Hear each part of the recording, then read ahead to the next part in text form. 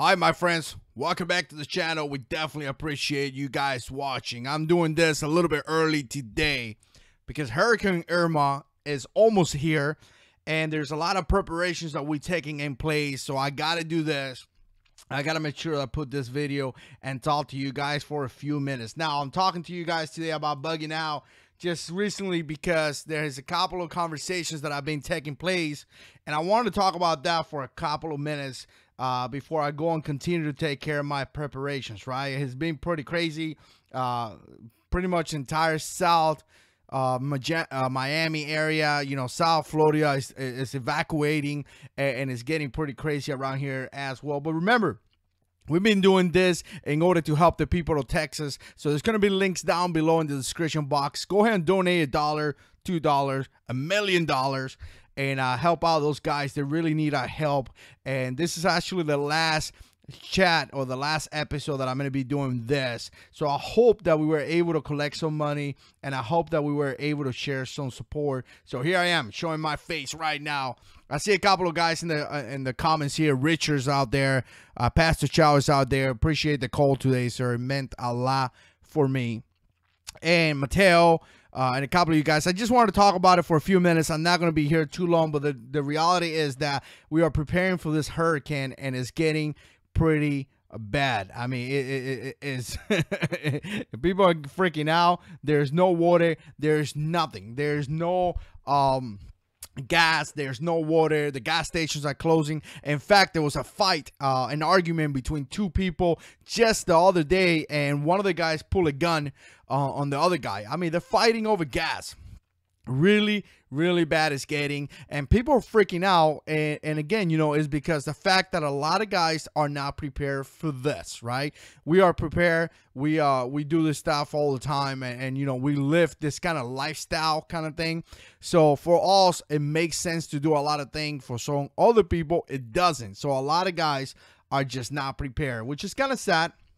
But it is what it is. You know what I'm saying? It's just, it is what it is. Some people kind of refuse to do any preparation, and some people kind of live in this fantasy place where they think everything is going to be okay. So I wanted to talk about bugging out here real quick, because recently I've been having this conversation. I work with a lot of people, and a lot of guys are leaving. And when I ask the question, where are you going? They have no idea, like none. And to me, it was kind of crazy because, I'm looking at the weather. I'm looking at what's going on. And again, the best way to survive some type of situation is just to walk away from it, right? I say that about a shooting. I say that about anything.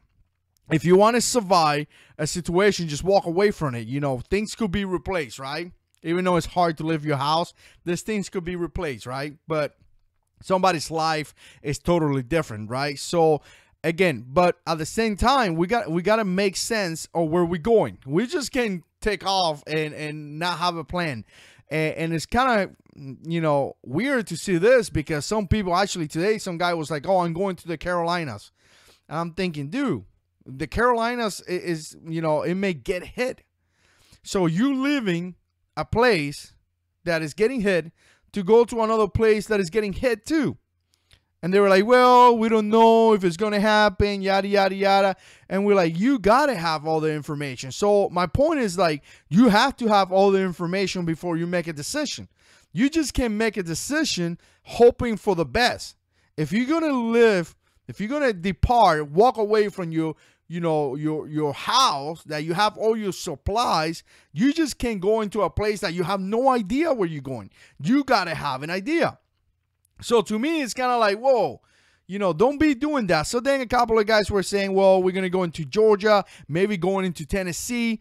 And then Tennessee, to me, kind of make a little bit more sense, because I have not heard any reports of people going into Tennessee, right?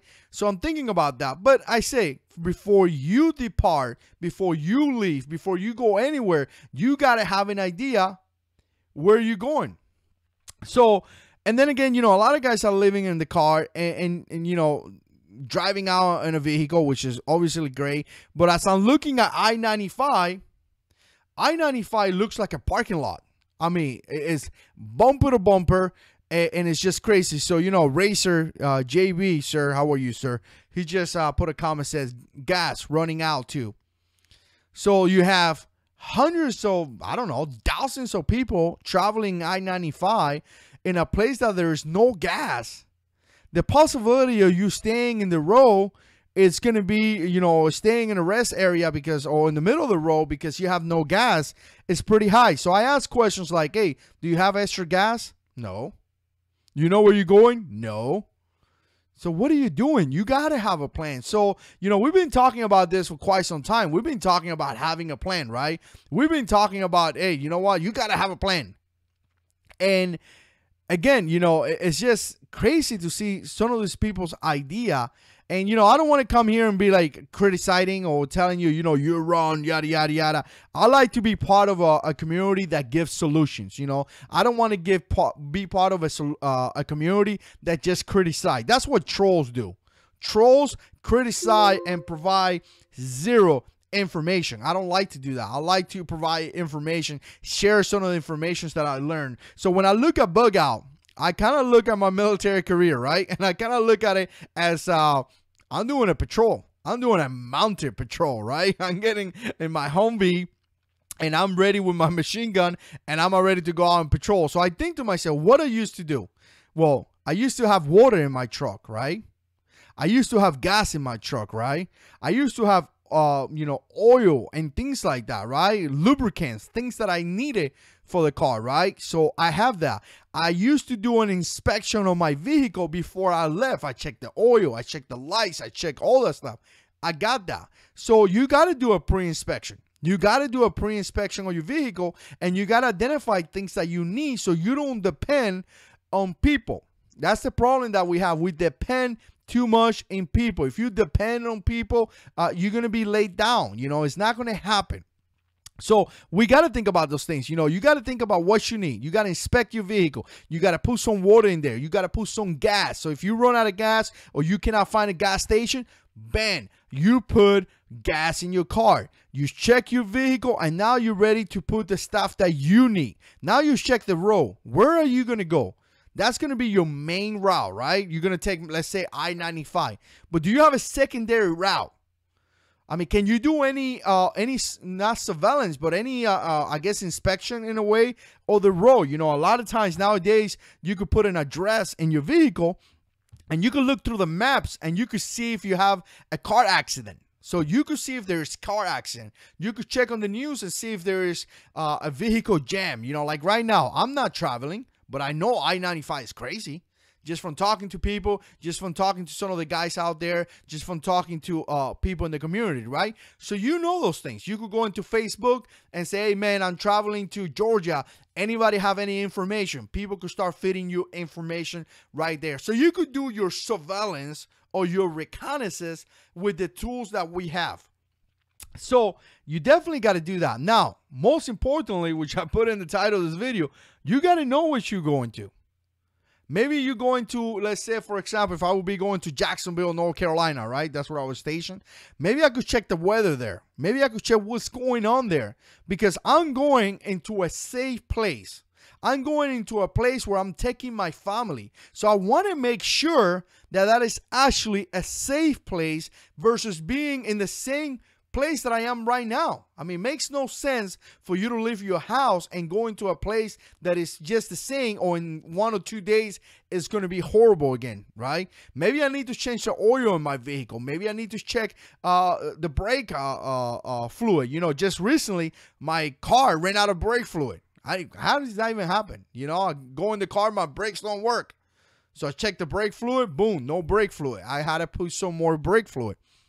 So again, you have to do some research. You can just get in the car and take off. And let me tell you something. Things like this could be done very quickly. This is not something that you need to, you know, get a master's degree and actually like sit down and talk to, you know, for days and days and days and days, right? You could do this very, very easy by just doing a couple of little research, right? So again, kind of scary talking to some people at work. Many guys are leaving and they just go ignore and they don't have an idea. I think it's important to sit down here in front of your computer for a few minutes and identify a plan. And not only that, now you have the ability to share that plan with your family. You have the ability to share your plan with, people in different states. Maybe you could coordinate with some of those people and be like, all right, guys, check it out. I'm going into this location, family members. I'm going to be going to this location, and I want some of you guys to know that I'm going in that route. Maybe you could set up some accommodations or something, Just now, I haven't answered all the comments, but look, Matthew said, bro, you're welcome in Wisconsin. I've been walking in Wisconsin, and I think it was Tennessee and someone else. I got to reply to some of the comments. I mean, great people that I appreciate that, by the way. Great people that have your back. Great people that if you tell them, hey, this is what's going on, they could help you. Not only they could help you with maybe a place to stay or something like that, they could also provide you with information that you may need in case of that type of survival situation. So again, bugging out. Sounds like a term that everybody uses, but it takes a little bit of requirements. Again, you go in that car, you need to know where you're going. You need to know the route. You need to inspect your vehicle. You need to make sure you have supplies that you need. Water, food, gas. You need to have those things because you cannot depend on the government. You cannot depend on, gas stations, all that stuff. Like right now, our car gives us like 300 and something miles a gallon. So I could look at my car, say I got 320 miles left. I got 10 gallons of fuel in my garage. I could put it in the back. That's going to give me this amount, and I could make it to this location. That's the way you got to be thinking, because if you don't think that way, you live in your house in order to protect your family. But what's going to end up is that you're going to do, pretty much not protect your family, and you're going to get your family in more trouble just because you don't want to sit down and do a little bit of planning. Ron G19 said, Marine, you're in welcome Alaska. Thanks, my brother. I appreciate that. Richard said, our immediate and extended family setting up Cello channel for getting information. Hey, Richard, I appreciate you saying that. My mother-in-law was telling me about the Cello channel. Or Zillow, I don't know how to pronounce that. Apparently, it's like a walkie-talkie. That's really good information. I'm going to look into that and see how that works out. Maybe we could talk over the radio or something like that. But she was apparently worked out really good in Texas.